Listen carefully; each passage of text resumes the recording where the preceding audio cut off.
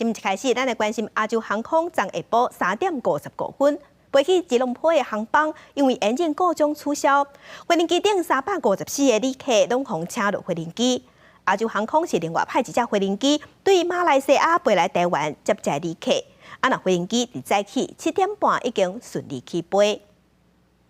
亚洲航空本来定19日到3点55要飞吉隆坡编号 D7379的航班，伫台湾检查的时阵发现引擎有问题，所以取消航班。本来已经登机的354位旅客全部被请落飞机。300位旅客伫咧机场接驳候机室等待，并无安排因住的所在。严过互每一位乘客新台币500块参观，有旅客伫咧机场休困。另外，搁再互每一位乘客200块马来币抵用券，互乘客以后会当买机票。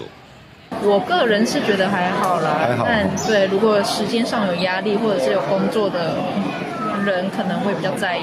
还好不是出发的过程，而是回家的过程，不然的话，我心想，哇，完了，整个计划泡汤。明天是要工作吗？会耽误到你的工作？本来明天我真的是要直接工作了的，我还好，我刚好是请了半天假。亚洲航空调派飞机自马来西亚飞来台湾载旅客，本来是排早起4点半要起飞去吉隆坡，严过尾啊，搁再延，按算20早起7点半起飞。记者综合报道。